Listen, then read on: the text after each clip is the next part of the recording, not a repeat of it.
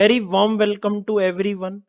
जैसा कि आप जानते हैं Earn Learning Pathshala JEE mains और नीट के प्रीवियस ईयर क्वेश्चंस का डिस्कशन कर रहा है, करता है और करता रहेगा। आज जो हम टॉपिक लेने जा रहे हैं वो है केमिकल इक्विलिब्रियम, जिसका पार्ट 1 आज हम देखने जा रहे हैं, जिसमें हम 2002 और 2005 के क्वेश्चंस को देखेंगे, परखेंगे और सबसे इस पूरी वीडियो के आखिरी में अपन को आप में सब कंक्लूजन निकालेंगे कि इस केमिकल इक्विलिब्रियम के कौन कौन से इंपॉर्टेंट टॉपिक्स हैं जिसको हमारे लिए पढ़ना बहुत ज़्यादा आवश्यक है। कई सारे बच्चे तो समझ ही गए होंगे इस फोटो से कि इक्विलिब्रियम की स्टेज यहाँ पे जाके आई है। जो बच्चे समझ नहीं पाए हैं उनको रिवीजन की आवश्यकता है। ठीक है, तो आप रिवीजन करके ही इस वीडियो को देखें। चलिए स्टार्ट करते हैं पार्ट 1।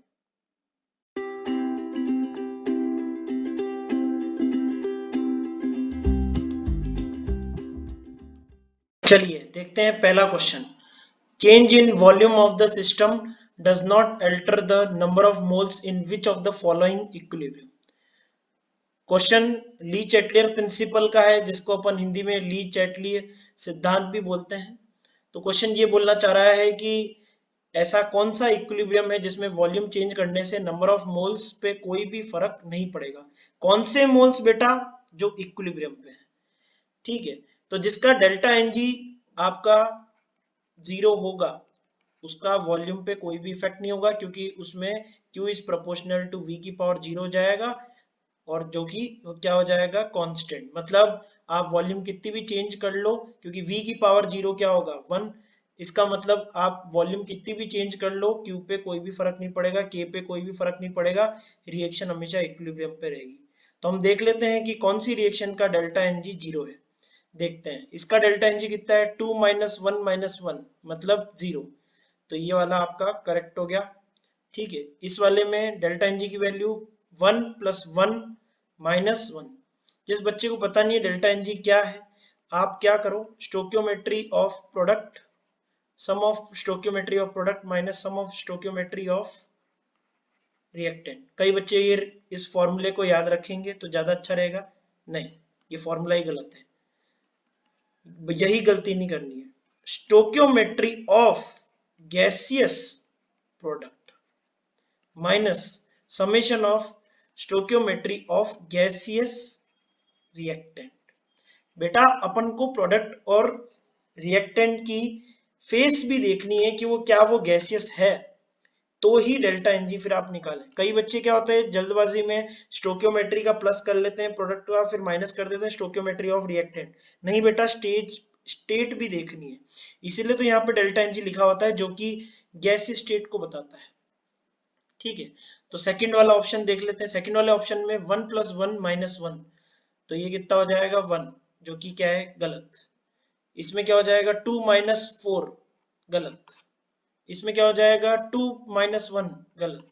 डेल्टा एनजी 0, बस एक ही रिएक्शन में, इसका मतलब one option is correct answer. अगले क्वेश्चन में आ जाते हैं। वापस से ली चैटलियर प्रिंसिपल के ऊपर बेस्ड सवाल है। Which of the following reaction increase in the volume at constant temperature does not affect the number of moles of at equilibrium. वापस से वही चीज है कि वॉल्यूम को इंक्रीज करने से मोल पे किस इक्विलिब्रियम पे इफेक्ट नहीं पड़ेगा। तो जिसका डेल्टा एनजी क्या होगा, 0। ठीक है, वापस से वही का वही सॉल्यूशन है जो प्रीवियस क्वेश्चन में था। तो डेल्टा एनजी 0 किसका होगा बेटा, इसका तो होगा नहीं। ठीक है, इसका देखो आप 1 माइनस 1.5, इसका भी नहीं है। इसका 1 माइनस 1 माइनस 1, तो ये कितना हो जाएगा, ये भी गलत है। ये भी आपका एक तरीके से -1 आ रहा है, तो आंसर क्या होगा, नन ऑफ दिस। अगले क्वेश्चन पे आ जाते हैं, फटाफट करेंगे। ऐसे सवाल बहुत आसान होते हैं और बहुत स्कोरिंग होते हैं। ये सवाल ऐसे हैं कि आपको बोनस में नंबर दे रहे हैं, एक तरीके से बोनस में इन द सेंस कि आपका टाइम खर्च बहुत कम हो रहा है। अगर ऐसे सवाल आते हैं तो आपको ऐसे क्वेश्चन को सबसे पहले अटेम्प्ट करना है, न्यूमेरिकल्स को आखिरी में अटेम्प्ट करना है, क्योंकि ये टाइम वेस्ट कम करते हैं और ये रिग्रेट भी नहीं देते हैं कि अपन का पूरा भाई पेपर हो गया और अच्छे से ही क्वेश्चन भी अटेम्प्ट हो गया। इसी बहाने फिर क्या होता है कि मैथ्स और फिजिक्स के लिए भी अपन को टाइम मिल जाता है। आ जाते हैं नेक्स्ट क्वेश्चन पे। Question number 3, which of the for the reaction CO plus half O2 gives CO2, Kc और Kp के बीच में क्या रिलेशन है? भाई Kp का रिलेशन Kc के साथ क्या होता है?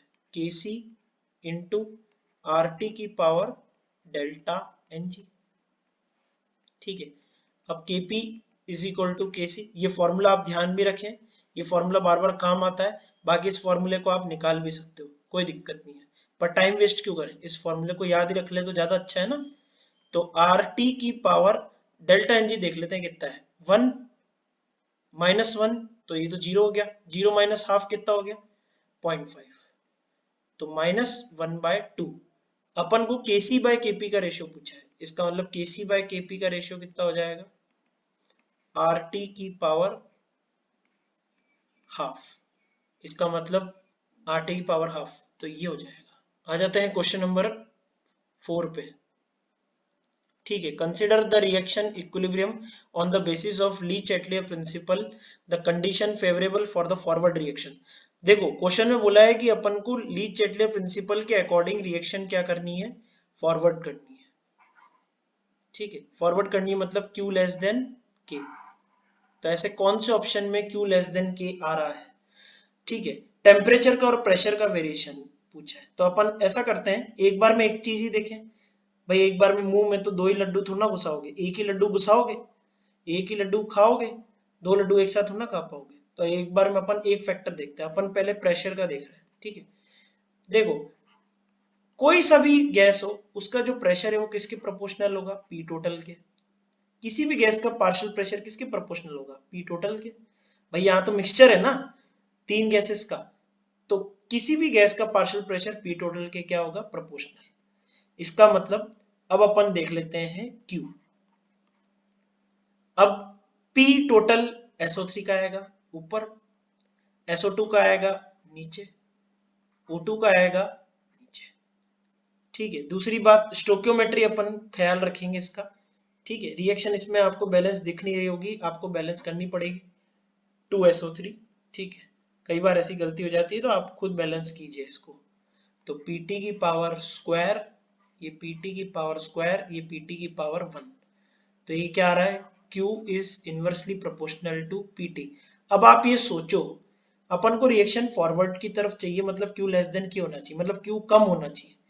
ऐसा प्रेशर का क्या इफेक्ट करूं कि Q की वैल्यू K से कम हो जाए, कि Q की वैल्यू K से कम हो जाए। आप प्रेशर को क्या करो, बढ़ा दो, इससे Q लेस देन K हो जाएगा, रिएक्शन फॉरवर्ड की तरफ भागेगी। कब तक, जब तक कि इक्विलिब्रियम आ नहीं जाता, ठीक है। तो ये वाला हो गया इंक्रीजिंग द प्रेशर। अब आ जाते हैं टेम्परेचर का इफेक्ट क्या होगा। टेम्परेचर के इफेक्ट के लिए क्या करा करो, आप रिएक्शन का डेल्टा एच देखा करो। साफ लिख रखा है कि ये रिएक्शन जो भी है एक्सोथर्मिक रिएक्शन है, मतलब डेल्टा एच क्या है आपकी, नेगेटिव। अगर डेल्टा एच नेगेटिव है मतलब टेम्परेचर, अब देखो Q लेस देन K चाहिए, मतलब K की वैल्यू एकदम से बढ़ जाए। टेम्परेचर का ऐसा क्या इफेक्ट लाऊं कि K की वैल्यू बढ़ जाए। तो जब भी डेल्टा एच नेगेटिव होती है तो आप T को कम कर दो तो K क्या होता है, बढ़ जाता है। इसको ऐसे याद रखेंगे, नेगेटिव, नेगेटिव मतलब विपरीत, विपरीत मतलब टेम्परेचर अगर कम तो K बढ़ेगा, अगर K बढ़ेगा तो Q से ज्यादा हो जाएगा, Q से ज्यादा हो जाएगा तो रिएक्शन क्या हो जाएगी, फॉरवर्ड। तो टेम्परेचर कम होगा तो K बढ़ेगा, तो अपनी नेसेसरी कंडीशन क्या होगी कि टेम्परेचर का कम होना और PT का बढ़ना, मतलब प्रेशर का बढ़ना और टेम्परेचर का घटना रिएक्शन को क्या ले जाएगा, फॉरवर्ड डायरेक्शन में ले जाएगा डिस्टरबेंस के टाइम पे, ठीक है। क्यों फॉरवर्ड ले जाता रहेगा, ताकि वो इक्विलिब्रियम को वापस से अचीव कर पाए। यही है ली-चैटलियर प्रिंसिपल, स्ट्रेस को कम करना। जो भी स्ट्रेस आ रहा है टेम्परेचर का या प्रेशर का, उस स्ट्रेस को कम करना जिससे कि वापस से इक्विलिब्रियम आ जाए। अब टेम्परेचर का कम होना और प्रेशर का बढ़ना, ऐसा कौन से ऑप्शन में दे रखा है, lowering the temperature increasing the pressure, ये वाला। तो ऑप्शन नंबर 3 इज करेक्ट। जाते हैं क्वेश्चन नंबर 5 पे। क्वेश्चन नंबर 5 के कहना चाहता है रिएक्शन, एक रिएक्शन है जिसमें ये इक्विलिब्रियम एग्जिस्ट कर रहा है, कंसंट्रेशन N2O4 की और NO2 की दे रखी है, आपको Kc की वैल्यू बतानी है। सबसे पहले आप Kc का एक्सप्रेशन लिखो, कोई गलती नहीं करनी है, स्टोक्योमेट्री का साफ ध्यान रखना है। सारे बच्चे ज्यादातर स्टोक्योमेट्री में ही गलती करते हैं जिसकी वजह से कैलकुलेशन मिस्टेक हो जाती है। तो N2 की कंसंट्रेशन का होल स्क्वायर मतलब 1.2 इंटू 1.2, 10 की पावर -2 तो कॉमन ले लेंगे अपन, अपॉन 4.8 इंटू 10 की पावर -2 का होल स्क्वायर, क्योंकि NO2 में होल स्क्वायर है और N2O4 में नहीं है, तो 10 की पावर -2, तो ये कितना आ जाएगा बेटा 4, तो ये कितना आ जाएगा 0.3 इंटू 10 की पावर -2। अब 3 में दे रखा है, इसका मतलब 3 इंटू 10 की पावर -3, तो आंसर क्या आ जाएगा दिस। और यूनिट क्या आएगी मोल्स पर लीटर, क्योंकि ऊपर कंसंट्रेशन NO2 की ज्यादा है ट्वाइस और उसकी 1। आ जाते हैं नेक्स्ट क्वेश्चन पे, बहुत सिंपल सवाल था एक्सप्रेशन के ऊपर based. What is the equilibrium constant expression for the reaction. अब देखो इसमें सॉलिड दे रखा है ना, सॉलिड की कंसंट्रेशन तकरीबन कांस्टेंट रहती है, इक्विलिब्रियम पे कोई भी इफेक्ट नहीं पड़ता है, तो इसकी एक्टिविटी या कंसंट्रेशन आप क्या बोल सकते हो 1। तो K का एक्सप्रेशन क्या आ जाएगा, आपको सिर्फ गैसेस पार्ट देखना है, तो क्या आ जाएगा 1/O2 की पावर 5। बस सिंपल सा ये एक्सप्रेशन था। बस आपको ये पता होना चाहिए था कि कंसंट्रेशन सॉलिड की क्या होती है कांस्टेंट, ऐसे लिक्विड होता तो उसकी भी कांस्टेंट। सिर्फ गैसेस पार्ट को ही लेना है आपको K के एक्सप्रेशन में और Q के एक्सप्रेशन में। क्वेश्चन नंबर 7 पे आ जाते हैं। For the reaction CO plus Cl2 gives COCl2, then Kp by Kc is equal to। वापस से Kp और Kc के रिलेशन के ऊपर बेस्ड सवाल, इससे पहले भी ये सवाल आ चुका है। Kp is equal to Kc into RT की power delta Ng। Delta Ng की वैल्यू कितनी है 1, तो Kp by Kc की वैल्यू कितनी हो गई RT की पावर 1। RT की पावर 1 कौन से ऑप्शन में है, फोर्थ ऑप्शन में, answer is 4। Next question, question number 8। The equilibrium constant for the reaction is this at temperature T is this, Kc for the expression this। अब आपने देखो इस रिएक्शन को क्या कर दिया है उल्टा, जब भी रिएक्शन को उल्टा करते हैं Kc की पावर क्या हो जाती है नेगेटिव में चल जाती है। तो अपन सिर्फ इसको देखेंगे, आप सिर्फ एक स्टोकियोमेट्री देखो, बाकी सारी चीजें पता चल जाएगी। आप ये देखो यहाँ पे NO का स्टोकियोमेट्री कितना है 2, यहाँ पे कितना है 1।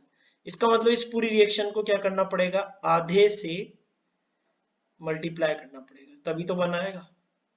ठीक है, दूसरी बात इस रिएक्शन को क्या कर रहे हैं उल्टा, तो जब भी रिएक्शन को उल्टा करते हैं तो नया केदेश जो भी होगा वो पुराने केदेश के कैसे होता है। तो देखो हाफ से आपने मल्टीप्लाई कर दिया, आप लगा दो यहाँ पे हाफ। क्या आपने इस रिएक्शन को उल्टा किया, आप अपने आप से सवाल पूछो, हाँ किया, तभी तो ये नेट रिएक्शन आ पाएगी। इस रिएक्शन को उल्टा करोगे तभी रिएक्शन आएगी, तो आगे क्या लगा दो माइनस, और जो भी पावर से आप मल्टीप्लाई कर रहे हो वो यहाँ पे लगा दो, तो क्या हो जाएगा Kc की पावर माइनस हाफ। अब Kc की वैल्यू इसमें आप डाल दो, 4 इंटू 10 की पावर -4, तो 1/2 का माइनस, या ऐसे भी बोल सकते हैं 1/4 इंटू 10 की पावर -4 अपॉन हाफ, तो ये कितना आ जाएगा 1/2 इंटू 10 की पावर -2, तो 50, क्योंकि 100/2 आ जाएगा, तो 50 आंसर। अगला क्वेश्चन बहुत सिंपल क्वेश्चन है। तो यहां से एक चीज क्या पता चली कि K जो होता है वो टेम्परेचर के साथ साथ स्टोकियोमेट्री पे भी डिपेंड करता है। जैसे ही आपने टेम्परेचर चेंज करा K की वैल्यू बदल जाएगी, स्टोकियोमेट्री चेंज करी K की वैल्यू बदल जाएगी, रिएक्शन को उल्टा फुल्टा कर दोगे K की वैल्यू बदल जाएगी। क्वेश्चन नंबर 9 पे आ जाते हैं। For the reaction 2NO2 give 2NO plus oxygen, इसकी Kc की वैल्यू बता रखी है और ये बोला गया है R की वैल्यू बता रखी है, इतनी लेनी है। When Kp and Kc are compared at 184 degree Celsius it is found that, तो देख लेते हैं। तो वापस से वही है, वही एप्लीकेशन है, वही सवाल, वही इक्वेशन, उसी तरीके के पैटर्न के ऊपर बेस्ड आपसे सवाल पूछा है। ठीक है, Kp is equal to Kc into RT की पावर डेल्टा Ng। अब आप डायरेक्ट देख लो डेल्टा Ng की वैल्यू यहाँ पे कितनी है, RT की पावर 1, मतलब Kp Kc से ज्यादा होगा। भाई Kp Kc से क्या है ज्यादा, क्योंकि RT की पावर क्या है पॉजिटिव है और वो ऊपर आ रहा है, और RT की वैल्यू पॉजिटिव है, आर और टी की वैल्यू क्या है, पॉजिटिव है, तो आप देख सकते हो केपी की वैल्यू क्या हो गई, केसी से ज्यादा। वरना आप कैलकुलेट भी कर सकते हो, 1/12 इंटू टेम्परेचर कितना हो जाएगा, टेम्परेचर आपका 184, तो 273 प्लस 184 जो भी है 12 से तो ज्यादा ही आएगा ना, इसका मतलब केपी केसी से क्या है, ज्यादा। Question number 10, exothermic reaction is represented by the equation which of the following will increase the ClF3 की क्वांटिटी को इंक्रीज कैसे करेंगे अगर इक्विलिब्रियम रिएक्शन में, ये पूरा है मतलब इक्विलिब्रियम ये पहले से एग्जिस्ट कर रहा है इन तीनों गैसेस का, अपन को क्वांटिटी इंक्रीज करनी है ClF3 की, मतलब आपको रिएक्शन फॉरवर्ड की तरफ ले जानी, मतलब Q लेस देन K, ऐसा क्या काम करूं कि Q लेस देन K हो जाए, कि Q लेस देन K हो जाए, क्योंकि जैसे Q लेस देन K हो जाएगा Q पास आना चाहेगा K के, रिएक्शन क्या होगी फॉरवर्ड की तरफ, और हम यही चाहते हैं, तो हमको रिएक्शन को फॉरवर्ड की तरफ ले जाना है। हम ऐसा क्या स्ट्रेस लगाएं, क्वेश्चन पूछना चाह रहा है हम ऐसा क्या स्ट्रेस लगाएं कि रिएक्शन फॉरवर्ड की तरफ और ज्यादा भागे, तो उसके लिए अपन क्या करें, F2 का एडिशन, भाई F2 का एडिशन हो जाएगा तो Q की वैल्यू क्या हो जाएगी, कम, तो इससे भी रिएक्शन क्या हो जाएगी फॉरवर्ड, तो बात आपकी सही है, ऐसा कर लो आप। Increasing the volume of container, देखना पड़ेगा, देखो Q is proportional to concentration होता है, प्रोडक्ट की कंसंट्रेशन ऊपर फिर रिएक्टेंट की, और कंसंट्रेशन होती है वॉल्यूम के इनवर्सली प्रोपोर्शनल, तो 1/v की पावर स्क्वायर, ये तो आ गया प्रोडक्ट का, ठीक है। अब रिएक्टेंट का देख लेते हैं, v की पावर 1 जो कि Cl2 की वजह से आएगा, v की पावर 3 जो कि F2 की वजह से आएगा, तो आप नेट ओवरऑल पावर देखो क्या आ रही है कि Q is proportional to V की पावर स्क्वायर, मतलब वॉल्यूम जैसी आप घटाओगे तब जाके Q घटेगा, तो वॉल्यूम इंक्रीज करने से Q घट रहा है क्या, नहीं, तो ये वाला option is incorrect. Removing the Cl2 को अगर रिमूव करोगे तो Q की वैल्यू तो क्या बढ़ जाएगी, बढ़ जाएगी, K से ज्यादा हो जाएगी, हम ये नहीं चाहते, Q लेस देन K चाहते हैं, तो ये वाला ऑप्शन भी गलत। टेम्परेचर इंक्रीज करने से देखना पड़ेगा, देखो डेल्टा H क्या है आपकी बेटा, नेगेटिव, मैंने कहा था ना डेल्टा H नेगेटिव मतलब विपरीत परिस्थिति, तो टेम्परेचर आपका अगर कम होगा तो K की वैल्यू क्या होगी, ज्यादा, भाई हम तो K को ज्यादा करने की ही सोचे ना, तभी तो Q greater less than K होगा, तो जैसे ही आपका टेम्परेचर कम हुआ K की वैल्यू बढ़ी, लेकिन इस ऑप्शन में क्या हुआ, इंक्रीजिंग द टेम्परेचर, भाई टेम्परेचर इंक्रीज करने से तो K घट जाएगा, रिएक्शन तो बैकवर्ड की तरफ हो जाएगी, हम ये थोड़ा ना चाहते हैं, तो ये वाला ऑप्शन भी इनकरेक्ट। तो आपने देखा कि लीच-जस्टिलर प्रिंसिपल के कितने सारे क्वेश्चन आ चुके हैं अभी तक, तो पुराने जितने भी जेई मेंस के पेपर हैं उनसे भी हम कुछ सीखते हैं कि देखो यार लीच-जस्टिलर प्रिंसिपल से भी काफी ज्यादा सवाल पूछे जाते हैं। सवाल केमिकल इक्विलिब्रियम के वो अच्छे हैं जिसमें आपकी न्यूमेरिकल अप्रोच भी आ रही है और लीच-जस्टिलर प्रिंसिपल भी आ रहा है, तो लीच-जस्टिलर प्रिंसिपल तो एक तरीके से आप फाउंडेशन मान लो केमिकल इक्विलिब्रियम की, जिसको जानना सब बच्चों के लिए और टीचर के लिए जरूरी है। आ जाते हैं नेक्स्ट क्वेश्चन पे। An amount of solid NH4HS is placed in a flask already containing ammonia. एक ऐसा फ्लास्क है जिसके अंदर आपका सॉलिड पड़ा तो है ही सरी NH4HS, उसके साथ साथ अमोनिया गैस भी प्रेजेंट है at a certain temperature of pressure this. अब ऑब्वियस ही बात है वॉल्स पे जो प्रेशर हो रहा होगा वो सॉलिड की वजह से तो हो नहीं रहा होगा, गैस की वजह से हो रहा होगा, इसका मतलब ये जो प्रेशर दे रखा है ये NH3 का दे रखा है जो कि कितना है 0.5, कब, इक्विलिब्रियम से पहले।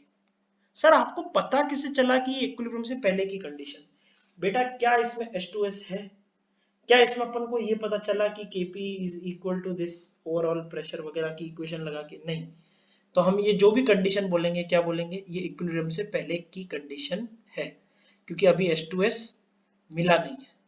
Ammonia hydrogen sulphide decompose to give, वापस वही चीज जो मैं क्वेश्चन कहना चाह रहा था कि NH4HS आपका हीटिंग से क्या प्रोड्यूस करता है, NH3 प्लस H2S गैस। अब शुरुआत में तो H2S गैस है नहीं, इसका मतलब रिएक्शन किस तरफ जाएगी बेटा, फॉरवर्ड की तरफ जाएगी, ठीक है, ये अपन ने एक कंक्लूजन निकाल दिया। आगे देखते हैं क्या होता है। When the decomposition reaction reaches equilibrium, वो बोल रहा है कि अगर डिकम्पोजिशन रिएक्शन, जो भी ये डिकम्पोजिशन रिएक्शन है वो इक्विलिब्रियम को एग्जिस्ट रीच कर लेती है तो टोटल प्रेशर फ्लास्क में हो जाता है 0.84। अब आराम से सुनो, कई बच्चे गलती क्या इसमें करेंगे, सर इसमें इसका x, ठीक है, और जो भी ये 2x है इसको बराबर कर देंगे 0.84 के। बेटा ये ब्लंडर मिस्टेक कभी नहीं करना। यही मिस्टेक जो है अपन एग्जामिनेशन में कर लेते हैं जल्दबाजी की वजह से, और जिसकी वजह से पूरा अपना जो क्वेश्चन होता है उसका कचरा हो जाता है, पूरा गलत हो जाता है। जो क्वेश्चन कह रहा है उसको बिल्कुल ध्यान से सुनना है और फिर एग्जीक्यूट करना है। NH3 की जो भी प्रेशर क्रिएट होगी इतना फिक्स है कि वो 0.5 ATM से ज्यादा होगी, क्योंकि देखो 0.5 तो पहले से ही NH3 था, जो भी प्रेशर NH3 की वजह से था वो 0.5 था पहले ही। फॉरवर्ड रिएक्शन की वजह से NH3 का जो प्रेशर है वो और भी ज्यादा बढ़ जाएगा। तो ऐसे नहीं लिखेंगे, ऐसे लिखेंगे 0.5 प्लस x, और ये कितना मिलेगा x, क्योंकि इन दोनों का स्टोइकियोमेट्री 1:1 है। तो जितना प्रेशर इसका बढ़ेगा उतना ही प्रेशर इसका भी बढ़ेगा, क्योंकि यहाँ पे इसका प्रेशर 0 था इनिशियल कंडीशन में, इसलिए यहाँ पे x प्लस 0 लिख सकते हो या x लिख सकते हो, एक ही बात है। लेकिन NH3 पहले से प्रेजेंट था तो 0.5 प्लस x लिखना जरूरी है आपको। तो यहाँ पे जो पूरा टोटल प्रेशर है वो कितना हो गया बेटा, 0.5 plus 2x is equal to 0.84। ये आंसर आपका सही। तो x की वैल्यू आपकी कितनी आ जाएगी, 0.17। बस सिंपल है।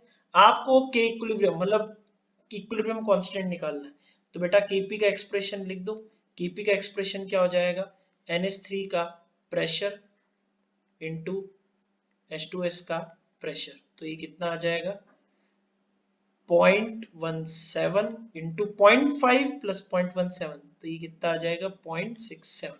जब इसकी वैल्यू आप निकालोगे अप्रोक्सीमेटली 0.11 आएगी। तो आज के लिए बस इतना ही, मिलेंगे अगली क्लास में नए सिरे के साथ, नए क्वेश्चंस के साथ। तो आप हमारे चैनल को लाइक कीजिए, सब्सक्राइब कीजिए, बेल आइकन को दबाइए, जिससे कि आप लेटेस्ट अपडेट पा सकें।